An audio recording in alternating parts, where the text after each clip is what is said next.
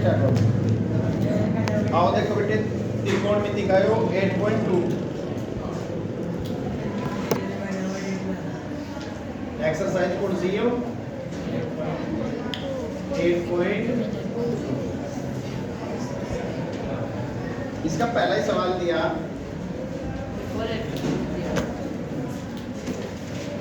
क्या है बाबू?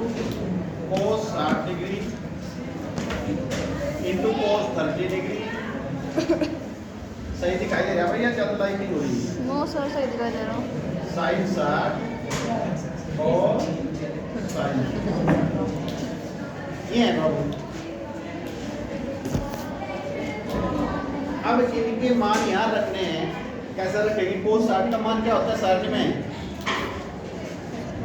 जो मान sin 30 का होगा वो cos 60 का होगा, यानी कि 1/2 गुणा cos 30 का मान जो sin 60 का मान √3/2 माइनस sin 60 का मान √3/2 और sin 30 का मान 1/2। ऊपर की गुणा ऊपर, नीचे की गुणा नीचे। तो आपका क्या होगा बेटे? वर्गमूल 3/4 माइनस वर्गमूल 3/4 और उतनी संख्या में से उतनी घटा दे तो क्या होगा उत्तर? 0। क्या है इसका उत्तर? 0। तो आपका विकल्प पहला इसका ठीक होगा। अब दूसरा, ये टोटल एनसीईआरटी के प्रश्न है आपके इसमें। हमने ये प्रश्न आपको छठा कराया इसका, छठा विकल्प 2 cos 3 थीटा इक्वल 1 है। क्या भाई? 1। तो हमें यहाँ थीटा की वैल्यू निकालनी कि थीटा कितना है। देखिए जरा, धीरे धीरे करके cos थीटा, ये इसके साथ क्या है? गुणा में है, तो इसलिए के में जाएगा, के में जाएगा 1/2। कहीं और थोड़ा ज़्यादा टाइम पे। अभी समझने की बात तो समझो, नकल से कुछ नहीं करना। अब आप इसकी वैल्यू देखेंगे कि 1/2 cos की सारणी में किसकी वैल्यू होती है? क्योंकि आप क्या जानो, 1/2 जो मान होता है वो cos 60 डिग्री का होता है। होता है नहीं होता है? तो क्या रखेंगे आप? cos 3 theta equal cos 60 degree. और यहाँ cos से cos कट हो जाए, जो हमें काट के नहीं दिखाना। अगर आपने ऐसा कंटा लगा दिया तो आपकी 0 कर दी जाएगी। 3 थीटा इक्वल क्या हो जाएगा बेटे? 60 डिग्री। और थीटा इक्वल क्या हो जाएगा आपका? और थीटा की जो वैल्यू निकल कर आई वो 20 डिग्री आपकी वैल्यू निकल कर आई। ये आपके पेपर की दृष्टि से प्रश्न बहुत इंपॉर्टेंट है सारे के सारे।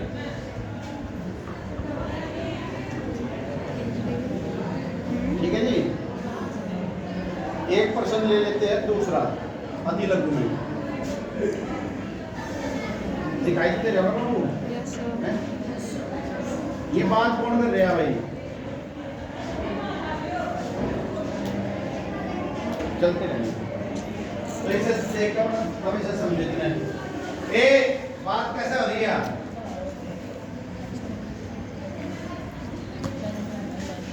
दूसरा जो प्रश्न है ये बहुत इंपॉर्टेंट है बेटे। क्या है? त्रिभुज पी क्यू आर में कोण क्यू समकोण है। ध्यान करें, एक त्रिभुज पी क्यू आर दे दिया आपका और ये समकोण त्रिभुज बताया। और इसमें प्रश्न ने कहा कि कोण क्यू समकोण है, अर्थात कोण क्यू का जो मान है वो 90 डिग्री, 90 डिग्री के एंगल को हम समकोण बोलते हैं। ठीक है भाई। और इसमें इन्होंने दिया कि पी क्यू की लंबाई 3 सेंटीमीटर। पी क्यू की जो लंबाई है वो 3 सेंटीमीटर है मेरे भाई। और दूसरी भुजा पी आर की लंबाई 6 सेंटीमीटर। पी आर क्या है बेटे? 6 सेंटीमीटर। तो एंगल पी और एंगल आर के मान ज्ञात कीजिए। देखिए ये तो आपका एंगल पी और ये है आपका एंगल आर। ये एंगल P होगा, ये एंगल R होगा। वैल्यू आपको क्या करनी, क्योंकि हमें कोण निकालना, इन दोनों का ही यूज करना। इस एंगल के लिए ये क्या होगा बेस, और ये क्या होगा हाइपोटेन्यूज, यानी कि कर्ण और आधार। आपको क्या थे, तो ऐसा क्या फॉर्मूला लगाए, कर्ण बटे आधार या आधार बटे कर्ण। अगर आप आधार बटे कर्ण लगाओ, देखिए समकोण त्रिभुज PQR में क्या लगाएंगे, यहां से आपने मान लिया PQ साइड ऊपर रख ली, देखिए वैल्यू वही आनी है। आप चाहे PR ऊपर रख लो चाहे ये रख लो, हमें इन दोनों वैल्यू की हेल्प से कोण P का मान निकालना। तो यह साइड जो है हमारी PQ, इसको ऊपर रख लीजिए, बटे में क्या हो PR, क्योंकि हमें त्रिकोणमिति में अनुपात सिखाया गया कि त्रिकोणमिति अनुपात इतना होगा। तो ध्यान करें PQ बटे PR, और PQ क्या है समय, इस एंगल P के लिए बात करी जाए तो बेस है अर्थात आधार है, और ये क्या है बेटे कर्ण है। और आधार बटे कर्ण किसका फॉर्मूला होता है, लाल बटे कक्का में और कक्का बटे लाल में क्या हो, आधार बटे कर्ण कोस। लाल बटे कक्का में कोस का फॉर्मूला होता है, तो आधार बटे कर्ण क्या होगा कोस, और ये कोस P की बात हो रही है। अब आपका क्या है जी, PQ की वैल्यू आपको पता है कि 3 है, PR की वैल्यू आपको पता है कि 6 है, कोस P। देखिए ये बात समझ में आएगी आपकी, समझ में आई, 3 कम 3 3 दूनी 6 अर्थात 1/2 बराबर कोस P।